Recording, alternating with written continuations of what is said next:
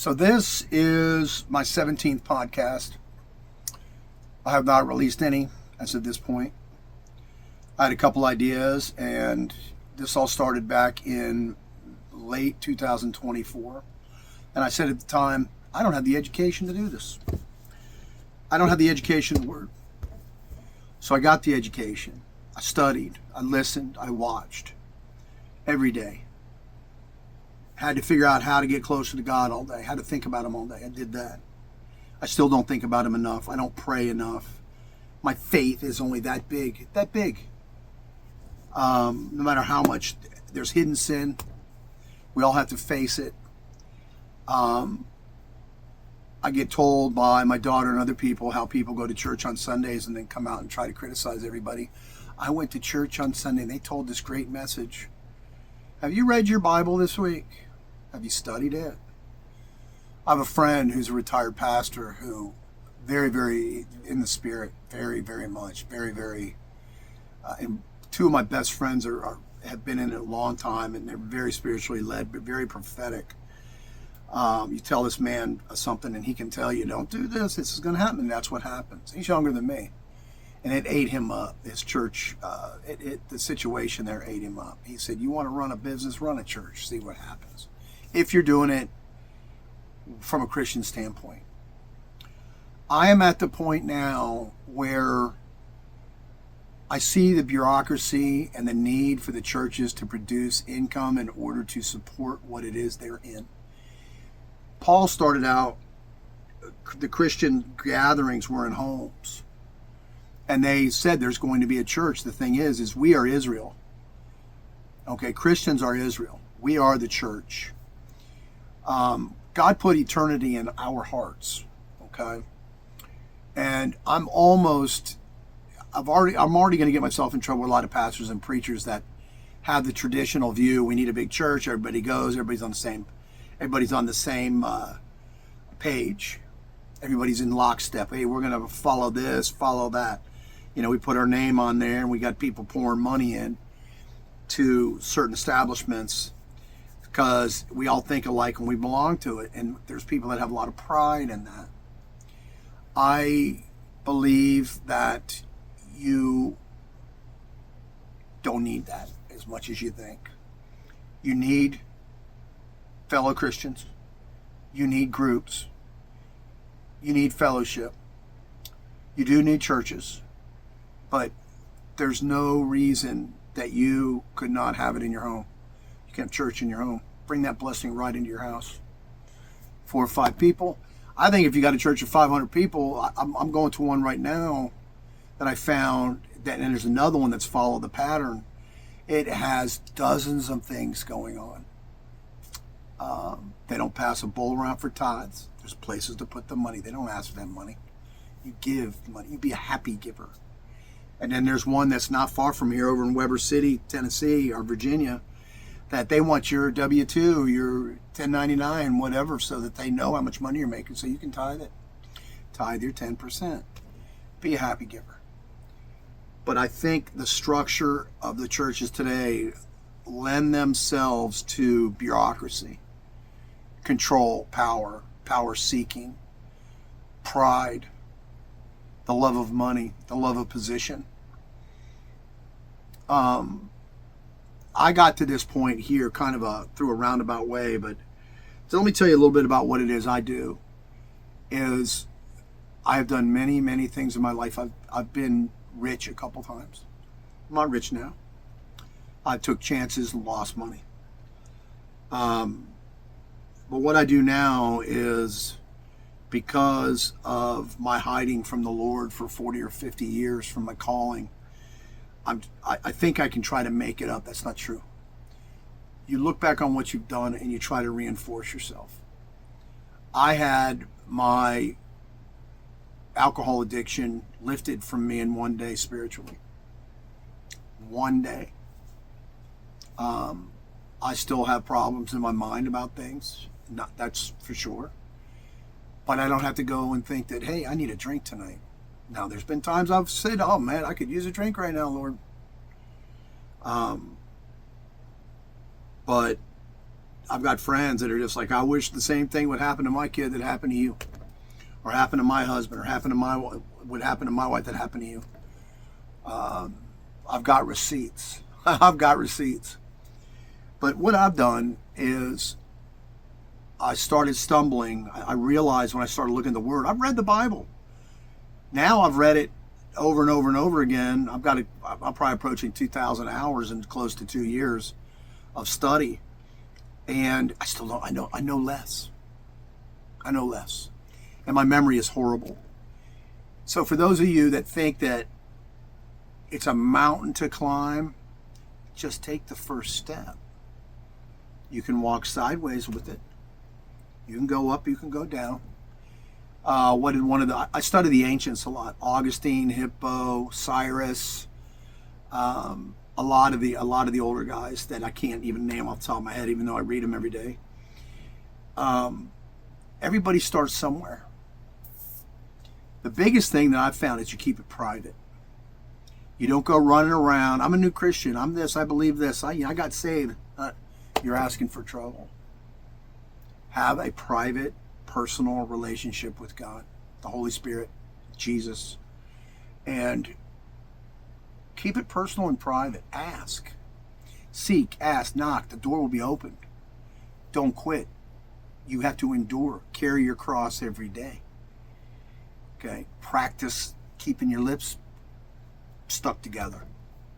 Learn humility, compassion, grace, humbleness. There's one of the things I'm going to go over is words. Our vocabulary has suffered horribly. There's so many words in the Bible that should electrify you, give you more compassion, make you feel God more. I mean, we're battling right now. Everybody and their brother wants to get clicks and likes, and that's the way they want to make their money without doing anything. And their hands have never done anything except push buttons. The world has gotten complicated. I just did a study. I just had a friend tell me after his father passed away about a year ago, he's changed completely. The happy-go-lucky dude is gone, and he's suffering horrible depression. And I sat there and I went back through all my studies. See, let me show you something here. See these two books right here?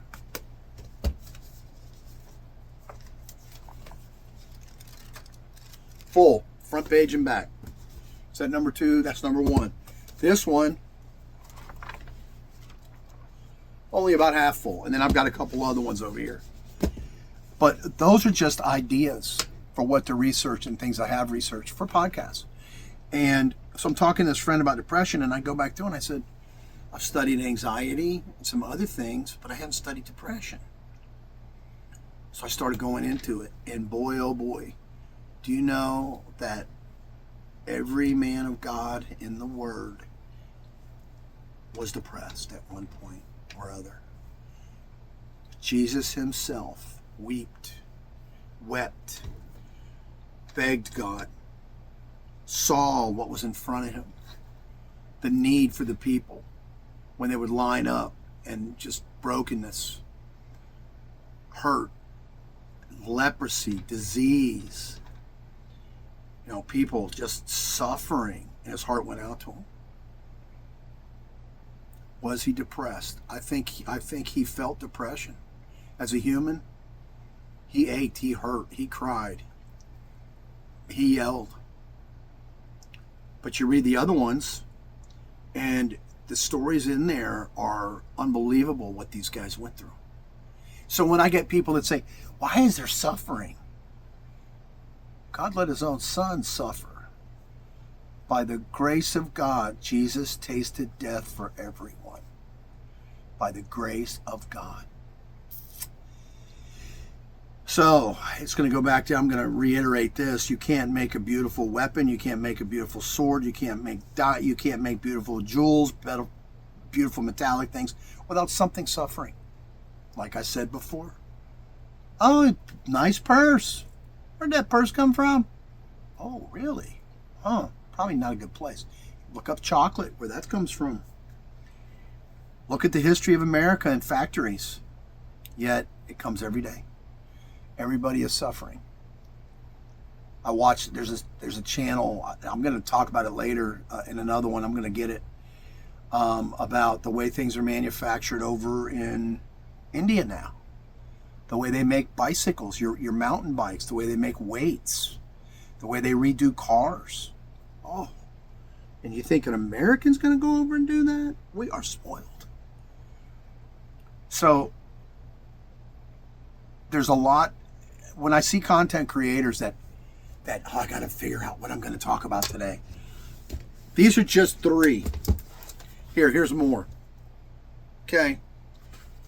Every one of those books has got bookmarks in it for stuff that we need to talk about. And I just thought I'd let you know where I'm going with this. So in 2024, I started studying very, very, very hard. And I've gone very deep. And it all makes perfect sense. It is an interconnecting web. Everything ties together. I did a study. I of course, I told you I've used ChatGPT extensively. And I came one day and I was thinking about it, just laying in bed because I like to think about it before I start doing this.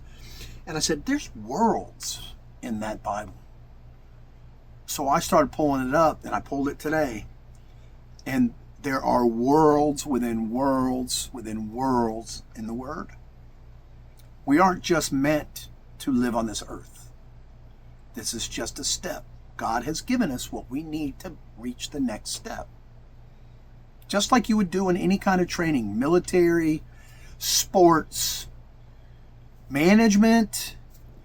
I get people that say, yeah, I just want a job. I think I've done a lot of work. I need to just go and run this company. Well, do you have any training? Do you? Do you know how to handle people? Can you handle logistics, strategy? Can you read spreadsheets and do projections? I don't know. Or are you just going to do it all on AI? So that's where I'm going with this. This is a podcast that wants to give you hope and show you the beautiful side of what you can have with God. I've got a whole study. I'm about to tie up with sexuality. And it's not going to be the one that says, you can't do this, or you're going to hell. I'm so sorry, everybody. But if you stand in front of me and tell me you don't have bad thoughts, I'm probably not going to believe you. So anyway, go with God. Like I said, this is the 17th podcast, and I just want to get where I don't have any slack in it. But I'm getting better at this. I'm studying it more and more stuff's coming. My memory is horrible. But when I read stuff over and over again, but I watch so many of these young content creators that come up with these snappy little things that really are based on air. And they want to criticize other people and say what they've done wrong. We're all doing stuff wrong. But it also states, James states, not many of us should become teachers of the word. You're going to be held accountable. You're going to be in a courtroom, a different courtroom. You can be in federal court, not county or city, when it comes to time for you to be evaluated. So that's why I've taken my time with all this. I don't even want to be known as a teacher, but there's too much for me to tell. So if you want to listen to an old guy, I'll say it without criticism. I've got my daughters from the time they were teenagers. They don't hate me. They love me. They listen to what I have to say.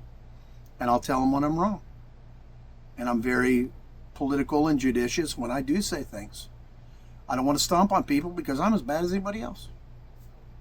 Have a great day. Talk to you soon.